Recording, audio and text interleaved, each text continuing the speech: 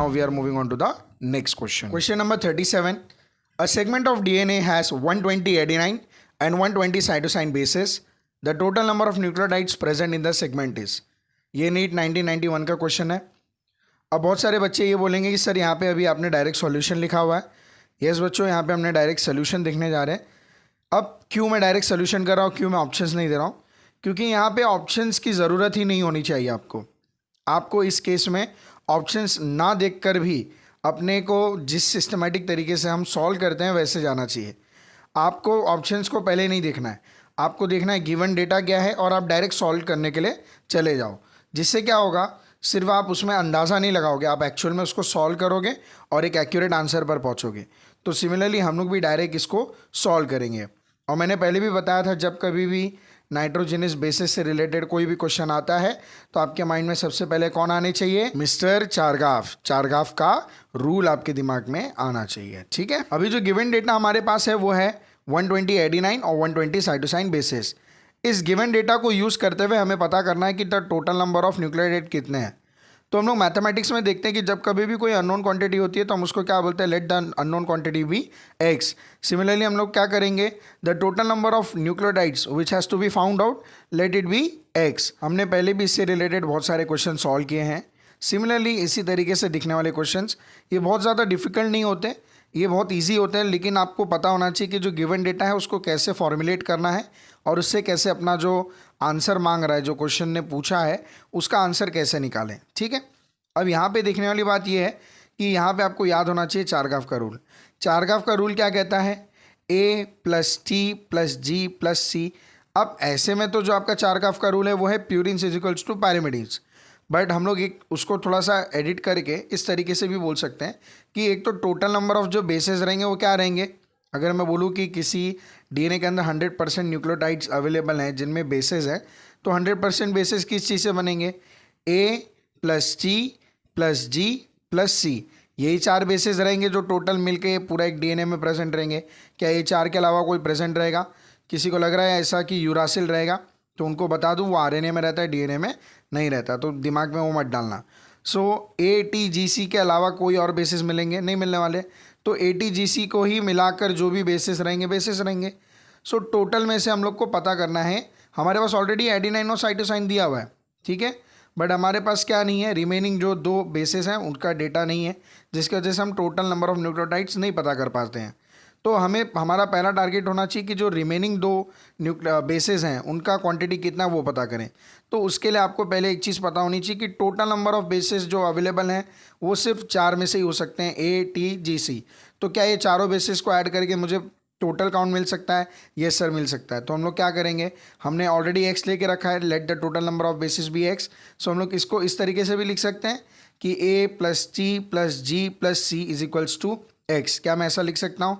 Reason, x total quantity है, तो मैं जो टोटल क्वांटिटी है उसके पहले मैं ये लिख सकता हूँ A + T + G + C.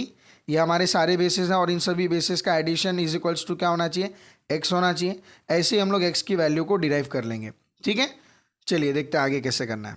अब हमारा फॉर्मूला तो प्रिपेयर हो चुका है, साथ ही साथ आपको एक चीज़ और याद रखनी है, वो है चारगाफ का रूल. उसी को यूज़ करते हुए हम लोग यहाँ पे यूज़ करेंगे. अब ध्यान दीजिए, हमारे पास एडिनाइन का क्वांटिटी दिया हुआ है और किसका दिया है? साइटोसाइन का. तो क्या हम लोग इसको इस तरीके से लिख सकते हैं? क्या मैं A को और जो T है, चारगाफ रूल कहता है कि A = T, तो क्या मैं T को A के टर्म्स में लिख सकता हूँ? यस सर, लिख सकता हूँ. तो मैं क्या लिख दूंगा? A + A. सिमिलरली हमारे पास साइटोसाइन दिया है, तो मैं क्या करूँगा? G को C के टर्म में लिख सकता हूँ. रीज़न, G = C होता है, तो क्या मैं G को C के टर्म्स में लिख सकता हूँ? यस सर, लिख सकते हैं. सो अल्टीमेटली मैं ऐसे लिख सकता हूँ A + A + C + C = X, जो कि हमारा टोटल क्वांटिटी आने वाला है. अब A को मैं ऐसे लिख सकता हूँ A + A = 2 है. सिमिलरली मैं C + C को 2C लिख सकता हूँ. यस सर, लिख सकते हैं. तो क्या मैं ये लिख सकता हूँ 2A + 2C = X? हाँ सर, ये लिख सकते हैं. बच्चा लोग ध्यान देते जाइएगा, हम लोग इसे step by step he solve कर रहे हैं. हमें कॉन्फिडेंस में आके इसे डायरेक्ट सॉल्व भी नहीं करना है. करने के लिए एक बार आप जब 100 से ज़्यादा क्वेश्चन सॉल्व कर चुके होगे, तब आपको अपने आप एक कॉन्फिडेंस और एक लॉजिक क्रिएट हो जाएगा जहाँ पे आप डायरेक्ट आंसर देने के केपेबल होगे। बट अगर आपने 1, 2 या 5 क्वेश्चन सॉल्व किए तो उस पर इतना कॉन्फिडेंस मत रखना कि मैं वहाँ पे भी जाके आराम से मुँह ज़बानी या मेंटल मैथमेटिक्स यूज़ करके हम सॉल्व कर लेंगे। बेटर होगा कि आप इस सिस्टमेटिक मेथड से पहले प्रैक्टिस करें, उसके बाद जब एक इनफ प्रैक्टिस हो जाएगी तो अपने आप वो मसल ये मेमोरी बिल्ड होते जाएगी। ठीक है, तो एक चीज़ याद रखिए कि जो भी चीज़ें कर रहे हैं उसे पहले एक सिस्टमेटिक मैनर में करें। शुरुआत से ही उसको अनसिस्टमेटिकली करोगे तो कभी भी मेमोरी क्रिएट नहीं होगी कि इसे एक्चुअल में कैसे सॉल्व करना है। माइंड में सॉल्व करने के लिए क्लैरिटी होनी चाहिए कि इसे सॉल्व किस तरीके से करना है। सो अप्रोच बिल्ड हो, उसके लिए आपको क्या करना है, शुरू में जब आप पढ़ाई कर रहे हैं तो एक सिस्टमेटिक मैनर में करें, उसके बाद आप अनसिस्टमेटिकली भी सॉल्व करेंगे रफ वर्क के फॉर्म में, तब भी चलेगा। अब हमारे पास एक चीज़ तो क्लियर हो गई कि 2a + 2c = 2x। हमने a के टर्म्स में ले लिया पूरे फॉर्मूले को और c के टर्म्स में ले लिया, और दोनों की वैल्यू भाई साहब गिवन है। सो मैं a की जगह पे क्या कर दूंगा, 120 ऐड कर दूंगा। सिमिलरली c की जगह पर भी 120 ऐड कर दूंगा। तो क्या हम ऐसे लिख सकते हैं, 2 इन ब्रैकेट्स मतलब मल्टीप्लिकेशन में 2 × 120 + 2 × 120 = x। हमारे पास अब पूरे के पूरे वैल्यूज अब आ चुके हैं, कोई भी वेरिएबल बचा नहीं है। ठीक है, अब इसे हम क्या करेंगे, सॉल्व करेंगे। सो 2 × 120 कितना होगा, 12 × 2 = 24, 240 + 240 = x। 240 + 240 कितना हो जाएगा आपका, 480। तो इवेंचुअली हमारे पास total number of base pairs आ चुके हैं, कितने हैं, 480। So number of base pairs = number of nucleotides, क्योंकि एक न्यूक्लियोटाइड के पास एक बेस होता है। तो हमारे पास टोटल कितने बेस आ चुके हैं, 480 बेसेस आ चुके हैं। तो 480 बेस मतलब कितने न्यूक्लियोटाइड हो जाएंगे, 480 न्यूक्लियोटाइड हो जाएंगे। अगर इनकेस इसमें अगर आपको पूछा होता कि what is the length of the segment of this DNA, तो आप उस केस में क्या बोलते हैं, तो वहाँ पर आपको मालूम है कि कभी भी डीएनए बेस पेयरिंग में होती है। तो आपके पास total number of base pairs कितने हैं, 480। तो जो लेंथ होता है वो हाफ हो जाता है, हाफ मतलब 240 बेस पेयर्स की लेंथ होती उस डीएनए के सेगमेंट की जिसकी ये बात कर रहे हैं। ठीक है, तो वो फिर कभी ऐसे क्वेश्चन आएगा तो हम लोग उस पर देखेंगे। अदरवाइज मैंने जो बोला है इसको हम लोग इस तरीके से ट्विस्ट एंड टर्न करके भी कर सकते हैं। ठीक है, सो हमारे पास जो आंसर आ जाता है 37 का वो है हमारा 480। Moving on to the next question, question number 38। An octamer of 4 histones complex with DNA forms. ये नीट 1990 का क्वेश्चन है। क्या पूछ रहा है क्वेश्चन कि जो 4 हिस्टोन के जो ऑक्टामर बनते हैं उस पर जब डीएनए लपेट दिया जाता है, जब डीएनए के साथ ये 4 हिस्टोन्स का जो ऑक्टामर है उसे हम क्या कहते हैं, उसके बारे में हमने बहुत पहले बहुत बार पढ़ चुका है, बहुत बार हमने उसके डायग्राम्स देखे, बहुत लोगों का आंसर पता भी चल गया होगा। उसका आंसर आता है आपका न्यूक्लियोसोम। बट जो रिमेनिंग ऑप्शंस हैं मैं इसके बारे में भी आपको एक डिस्क्रिप्शन देने वाला हूँ, तो जिन्हें इनके बारे में पता है वो आगे की तरफ स्किप कर सकते हैं। अदरवाइज़ जिन्हें इन्हें जानना है कि मीजोजोम क्या है, एंडोजोम क्या है, क्योंकि ये भी पार्ट है आपके सिलेबस का ही पार्ट है, इसलिए मैं एक्सप्लेन कर रहा हूँ। ठीक है, सो पहले हम लोग देख लेते हैं 1 बाय 1, हर एक ऑप्शन को देखेंगे। पहले देखेंगे एंडोजोम को। ठीक है, व्हाट इज़ एंडोजोम, तो चलिए समझ लेते हैं पहले एंडोजोम क्या है। एंडोजोम ये एक छोटा सा स्ट्रक्चर सेल के अंदर एक डिलीवरी सिस्टम की तरह काम करता है। प्लीज़ मैं जो भी बोलूँगा इसे सुनते जाइए, इस डायग्राम को केयरफुली देखते हुए, डायग्राम से नज़रें मत हटाइएगा। ठीक है, ये छोटा सा स्ट्रक्चर सेल के अंदर एक डिलीवरी सिस्टम की तरह काम करता है। चलिए इसे डिटेल में भी समझ लेते हैं। सबसे पहले एंडोजोम होता क्या है, जब सेल के बाहर से कोई मॉलिक्यूल या पार्टिकल अंदर आता है तो वो एक वेसिकल के फॉर्म में कैप्चर होता है। ठीक है, सेल के बाहर से ये वेसिकल एंडोजोम कहलाता है। मतलब कि एंडोजोम एक टेम्पररी ऑर्गेनल है जो मॉलिक्यूल्स को प्रोसेस और सॉर्ट करता है। एंडोजोम के 3 मेजर टाइप्स होते हैं। एक होता है सबसे पहले अर्ली एंडोजोम। ये सबसे पहला स्टेप होता है जब मॉलिक्यूल सेल के अंदर आता है। अर्ली एंडोजोम मॉलिक्यूल को सॉर्ट करता है, जो यूज़फुल है और उसे अंदर भेजता है, और जो नहीं चाहिए उसे रिसाइकल कर देता है। एक होता है लेट एंडोसोम। जब मॉलिक्यूल का प्रोसेसिंग कंप्लीट हो जाता है तब अर्ली एंडोसोम लेट एंडोसोम में कन्वर्ट होता है। ये मॉलिक्यूल्स को लाइसोसोम तक लेकर जाता है। जो मॉलिक्यूल्स रीयूज के लिए होते हैं उन्हें ये एंडोसोम वापस सेल सरफेस तक पहुंचा देता है। ठीक है, एंडोसोम का काम क्या है? पहला है ये एक सॉर्टिंग स्टेशन की तरह काम करता है। ये डिसाइड करता है कि मॉलिक्यूल्स को लाइसोसोम तक भेजना है या वापस सेल सरफेस पर। दूसरा इसका काम है सिग्नलिंग का। कुछ रिसेप्टर्स एंडोसोम में जाकर सिग्नल्स भेजते हैं जो सेल की एक्टिविटीज़ को कंट्रोल करता है। थर्ड है रिसाइकलिंग। रिसेप्टर्स और मेम्ब्रेन्स को रिसाइकल करने में भी ये मदद करता है। लेट एंडोसोम और लाइसोसोम का कनेक्शन बहुत इंपॉर्टेंट है।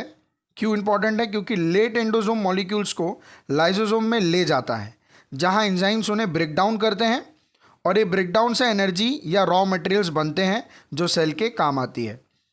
अब दोस्तों, क्या आपको पता है कि वायरसेस जैसे कि HIV और इन्फ्लुएंजा, ये जो वायरसेस आपके पास आते हैं आपके सेल पे अटैक करने, तो किसको यूज़ करते हैं? वो एंडोसोम का यूज़ करके ही सेल के अंदर घुस जाते हैं। ये वायरसेस एंडोसोम के मैकेनिज्म को हैक कर लेते हैं। सही बात है कि नहीं? ये अलग चीज़ आपको पता चल रही होगी। और इसी का यूज़ करते हुए वो आपके ही मशीनरी को हैक करने के लिए आ जाते हैं। उसके ऊपर अगर फिर कभी मैं अगर एंडोसोम के ऊपर इन डिटेल एनालिसिस वीडियो बनाएंगे तो उस पर देखेंगे। तो दोस्तों, ये था एक छोटा सा ओवरव्यू एंडोसोम के बारे में। आई होप आपको समझ में आया होगा। अगर कुछ डाउट है तो नीचे कमेंट करिए। अब हम मूव कर रहे हैं मेसोसोम की तरफ। अब मैं जिस भी स्ट्रक्चर की बात कर रहा हूँ, प्लीज़ हर एक में आप उसका डायग्राम देखते हुए चलिए। जैसे अभी हम लोग स्टार्ट कर रहे हैं मेसोसोम से, तो यहाँ पे आपको दिख रहा होगा इमेज में कि राइबोसोम के नीचे ये एक बैक्टीरियल सेल है। पहली चीज़, बैक्टीरियल सेल में क्या है, जो राइबोसोम्स लेबल्ड है उसके जस्ट नीचे आपको मेसोसोम का स्ट्रक्चर दिख रहा है। ठीक है, तो पहली चीज़ कि ये प्रोकैरियोटिक सेल्स में पाया जाता है और इसका काम और एग्जिस्टेंस पर काफ़ी डिबेट अभी भी है। चलिए इसको एक बार समझ लेते हैं। सबसे पहले मेसोसोम क्या होता है? ये एक इनफोल्डिंग है जो बैक्टीरिया के प्लाज्मा मेम्ब्रेन में होती है। मतलब प्लाज्मा मेम्ब्रेन अंदर की तरफ फोल्ड होकर मेसोसोम बनाता है। ये एक स्पेसिफिक स्ट्रक्चर नहीं होता, लेकिन केमिकल ट्रीटमेंट्स के बाद माइक्रोस्कोपी में दिखाई देता है। इतना याद रखिए कि कभी भी माइक्रोस्कोपी में आप देखने जाते हैं तो हम लोग कई बार केमिकल्स डालते हैं, स्टेन्स डालते हैं, अलग अलग चीज़ें डालते हैं, तब ये चीज़ बन जाती है। अब ये पहले से रहती है सेल के अंदर या बाद में बनती है, इसके ऊपर यही तो डिबेट है आज के डेट में। ठीक है, बहुत लोग मानते हैं कि जब हम लोग केमिकल से ट्रीट कर रहे हैं before placing it under the microscope, तो ये इस तरीके का एक टेम्परेरी स्ट्रक्चर बन जाता है, जो कि all the time it is not present. But बहुत सारे साइंटिस्टों का ये भी मानना है कि वो it is all the time present. So देख लेते हैं पहले। मेसोसोम्स के दो टाइप्स होते हैं, एक है सेप्टल मेसोसोम और एक है लैटरल मेसोसोम। अब सेप्टल मेसोसोम क्या होता है? ये सेल डिवीजन के टाइम पे इंपॉर्टेंट होता है। ये बैक्टीरियल क्रोमोसोम को अटैच करता है और उसकी डुप्लीकेशन में मदद करता है। लैटरल मेसोसोम ये प्लाज्मा मेम्ब्रेन के साइड में होता है और मेटाबॉलिक फंक्शंस जैसे रेस्पिरेशन और सेक्रेशन में मदद करता है। मेसोसोम्स के काम क्या क्या होते हैं, चलिए एक एक करके समझते हैं। सेल वॉल का फॉर्मेशन करता है, डीएनए का अटैचमेंट करता है, रेस्पिरेशन करता है, सिक्रीशन करता है। खास बात यह है कि रेस्पिरेशन के टाइम पे मेसोसोम्स के अंदर एंजाइम्स होते हैं, ये रेस्पिरेशन और एटीपी प्रोडक्शन में मदद करता है। ये भी देख लेते हैं कि क्या कंट्रोवर्सी है मेसोसोम को लेकर। दोस्तों, ये बात इंटरेस्टिंग है कि कई साइंटिस्ट मानते हैं कि मेसोसोम एक आर्टिफिशियल स्ट्रक्चर है जो सिर्फ केमिकल ट्रीटमेंट्स या इलेक्ट्रॉन माइक्रोस्कोपी के प्रोसेस में बनता है। मतलब नेचुरल बैक्टीरियल सेल्स में इसका होना डाउटफुल है, इसलिए मेसोसोम एक डिबेटेड टॉपिक है। क्या आपको पता है मेसोसोम को कभी कभी माइटोकॉन्ड्रिया का प्रिमिटिव वर्जन भी कहा जाता है? क्योंकि मैंने जस्ट कुछ देर पहले ही बोला कि ये रेस्पिरेशन और एनर्जी प्रोडक्शन में मदद करता है, लेकिन ये सिर्फ एक हाइपोथेसिस है, इसका कोई भी तरीके का हमारे पास प्रैक्टिकल प्रूफ नहीं है। तो दोस्तों, ये था एक क्विक ओवरव्यू मेसोसोम के बारे में। होप आपको समझ में आ गया होगा। अगर कोई डाउट है तो बोलिए। ठीक है, now we are moving on to the centromere. इसके बारे में हमने पहले भी सीरीज जब स्टार्ट की थी सेल साइकिल सेल डिवीजन के टाइम पे भी पढ़ा था, और अभी हम लोग बार बार इसके बारे में पढ़ रहे हैं। सेंट्रोमियर इतने बार आ चुका है कि मुझे नहीं लगता आप चाहे 11th के स्टूडेंट हो चाहे 12th के स्टूडेंट हो, यहाँ तक कि अगर कोई 10वीं का बच्चा भी इसे देखेगा तो फटाक से बोल सकता है कि भाई साहब सेंट्रोमियर तो मुझे आता है, सेंट्रोमियर में तो मुझे कोई डाउट नहीं है। तो सेंट्रोमियर आपको पहले भी पता है, ये क्रोमोसोम के अंदर होता है। क्रोमोसोम में जो सेंट्रल पार्ट है, कंस्ट्रिक्टिंग पॉइंट, जहाँ पे दोनों क्रोमैटिड्स अटैच्ड रहते हैं एक पॉइंट से, कॉमन पॉइंट से, वही आपका सेंट्रोमियर है। यही सेंट्रोमियर स्पिंडल फाइबर से कंस्ट्रक्शन करने में भी मदद करता है। तो ये चीज़ तो यहाँ तक क्लियर है। हमारे पास जो लास्ट चीज़ बची है न्यूक्लियोसोम, मैंने लास्ट में क्यों रखा, रीज़न क्या है कि पहले हमें पता चल चुका था कि न्यूक्लियोसोम ही वो स्ट्रक्चर है जहाँ पे 4 हिस्टोन से ऑक्टामर बनेगा और उसके ऊपर डीएनए व्रैप होगा। ठीक है, तो उसको भी स्ट्रक्चर एक बार देख लेते हैं डायग्राम के अंदर। देखिए बच्चा लोग, लास्ट 37 ईयर्स के जो PYQ सॉल्व करने का मज़ा है वो यही है कि आप एक ही इंपॉर्टेंट कॉन्सेप्ट, जो एक इंपॉर्टेंट कॉन्सेप्ट है जिससे रिलेटेड मल्टीपल क्वेश्चन पूछे गए, अब वो चाहे किस भी तरीके से मेंड किए हों, लेकिन आप मल्टीपल टॉपिक्स देख रहे हैं जो कि रिपीट हो रही है कंटिन्यूसली। एक तरीके से आपका एक टॉपिक मल्टीपल बार रिपीट हो रहा है जिसके बेसिस पे क्वेश्चन आ रहे हैं। यहीं पे हमारा प्रैक्टिस स्ट्रांग होता है, इसीलिए हमें PYQ सॉल्व करनी चाहिए, और कोई रीज़न नहीं है। देखिए, बार बार हमने कम से कम 10 बार से ज़्यादा न्यूक्लियोसोम के बारे में बात कर चुका है, शुरू से लेके अब तक में। तो न्यूक्लियोसोम का जो सेंट्रल पार्ट दिख रहा है आपको, टोटल 8 यूनिट है किसके, हिस्टोन के। H2A के 2, H2B के 2, H3 के 2, H4 के 2, ये दो करके कितने बन जाते हैं, 8 यूनिट्स लगते हैं जो कि ऑक्टामर बनाते हैं। और एक यूनिट जो H1 हिस्टोन प्रोटीन है वो बाहर की तरफ लगा रहता है, जो कि सेंट्रल यूनिट का पार्ट नहीं होता है। उसका काम क्या है कि जो डीएनए व्रैप हो रही है उसको स्टेबलाइज करके रखना, बांध कर रखना, ठीक है। तो यहाँ पे जो हमारा 38 का आंसर हो जाता है वो हो जाता है बी, न्यूक्लियोसोम। अगर किसी को कुछ भी डाउट है तो प्लीज़ कमेंट करें। Now we are moving on to the next question. Question number 39, which is not consistent with double helical structure of DNA. ये नीट 1990 का क्वेश्चन है। नॉट कंसिस्टेंट का मतलब होता है कि विच इज़ नॉट करेक्ट, ठीक है। नॉट कंसिस्टेंट का मतलब आप समझेंगे नॉट करेक्ट से कि double helical structure of DNA के बारे में इनमें से कौन सा ऐसा ऑप्शन है जो गलत है, ठीक है। तो हम लोग उसको देखेंगे। फर्स्ट है A is equals to T, C is equals to G, adenine is equals to thymine, cytosine is equals to guanine. ये क्या, ये सही है? यस, ये सही है, क्योंकि ये किसने बताया था, ये चारगाफ ने बताया था कि जितने एडिनाइन रहते हैं उतने ही थाइमाइन रहेंगे और जितने साइटोसाइन रहेंगे उतने ही ग्वानाइन रहेंगे। ये तो करेक्ट है। नेक्स्ट है हमारे पास density of DNA decreases on heating. क्या ये बात सही है? सोचिए अपने दिमाग से। हाँ जी, सही है। क्यों? डीएनए एक डबल स्टैंडर्ड हेलिक्स होता है जिसमें स्ट्रैंड्स हाइड्रोजन बॉन्ड से जुड़े होते हैं। जब डीएनए को हीट करते हैं तो क्या होता है, ये हाइड्रोजन बॉन्ड्स टूट जाते हैं और स्ट्रैंड्स अलग अलग हो जाते हैं। इस प्रोसेस को हम लोग डीनेचरेशन कहते हैं, जो कि आपने मॉलिक्यूलर बेसिस ऑफ इनहेरिटेंस में बहुत बार पढ़ा होगा। डीनेचरेशन। जब स्ट्रैंड सेपरेट होते हैं तो डीएनए का कॉम्पैक्ट स्ट्रक्चर लूज हो जाता है और इस वजह से उसकी डेंसिटी कम हो जाती है। सिंपल टर्म्स में बोला जाए कि डीएनए ज़्यादा लूज हो जाता है जिसकी वजह से उसकी डेंसिटी कम हो जाती है। तो हीट करने पे ऑलमोस्ट बहुत सारे सब्सटेंसेस है जिनकी डेंसिटी कम हो जाती है, ठीक है। उस सिमिलरली आपका डीएनए भी एक केमिकल ही है। जब आप हीट करोगे तो उसके बॉन्ड्स टूटते हैं और वो और भी ज़्यादा फ्री स्ट्रक्चर होने लगता है, जिसकी वजह से डेंसिटी उसकी क्या होने लगती है, डिक्रीज होने लगती है। क्लियर? लास्ट हमारे पास है A plus T divided by C plus G. A plus G by C plus G का जो रेशियो आता है वो हमेशा कांस्टेंट होता है, ना कि नॉट कांस्टेंट। तो यहाँ पे जो ये बात लिखी कि इट इज़ नॉट कांस्टेंट, ये गलत है, ठीक है। और लास्ट में हमारे पास डी है, बोथ ए एंड बी। हमारे पास both A and B correct option है। अब हमारे पास जो लास्ट ऑप्शन जो बचा है जो करेक्ट है वो सी ही है, बिकॉज ए भी करेक्ट है, बी भी करेक्ट है। इसकी वजह से जो डी वाला आंसर है हमारा वो भी रॉन्ग नहीं होगा। रीज़न क्योंकि both A and B correct है।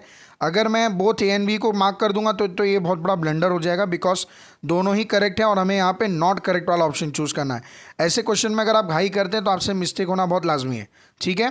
तो यहाँ पे हमारा जो लास्ट में आंसर हो जाता है वो जाता है 39 का C, that is A plus T divided by C plus G is not constant, is a wrong या फिर non consistent statement. Clear? Now we are moving on to the next question. Question number 40, diploid chromosome number in human is, ये NEET 1989 का question है। आपको ये question का answer 100% आना चाहिए। अगर आप 12th में हैं तो अगर आपको ये आंसर नहीं आ रहा है तो ये बहुत ही कंसर्निंग सिचुएशन है आपकी, कि आपका इतना एटलीस्ट मिनिमम बेसिक क्लियर नहीं है। अगर किसी को डिप्लॉयड वर्ड नहीं समझ में आ रहा है तो ये भी कंसर्निंग है। रीज़न क्योंकि अगर आप 12th में हो तो कंसर्निंग है, अगर आप 11th में हो तो हो सकता है आपके बेसिक्स आपने स्कूल के टाइम पे जो आपने पढ़ा था वो शायद आप भूल गए हो, बट यहाँ पे 11th में आपको एटलीस्ट प्लॉयडी लेवल आनी चाहिए। अगर आपको ये बातें नहीं समझ में आ रही तो आप मेरे प्रीवियस सीरीज़ में शुरू के वीडियोस देख सकते हो और बेसिक वीडियोस देख सकते हो, जिसमें मैंने एक्सप्लेन किया हुआ है what is ploidy level, what is monoploid, what is haploid, what is diploid. हमने उसके बारे में डिस्कशन किया हुआ है। साथ ही साथ जो हमारा सीरीज स्टार्ट हुआ था cell cycle and cell division से, उसने बहुत सारी चीज़ें बेसिक लेवल से मैंने पढ़ाई हैं अबाउट सेल। उसको पहले आप देख लीजिए और उसके बाद आप इसे स्टार्ट कीजिए अगर आपको यहाँ पे इस तरीके का प्रॉब्लम आ रहा है, ठीक है। सो फॉर 40 हमारा जो आंसर हो जाता है वो जाता है 46। क्यों? क्योंकि आपका डिप्लॉयड सेल में कितने नंबर ऑफ क्रोमोसोम होते हैं, 2n सेल्स होते हैं और n कितना है 23, तो 2n कितना हो जाएगा 46। सो यहाँ पे जो हमारा डिप्लॉयड क्रोमोसोम का नंबर हो जाता है वो कितना हो जाता है 46।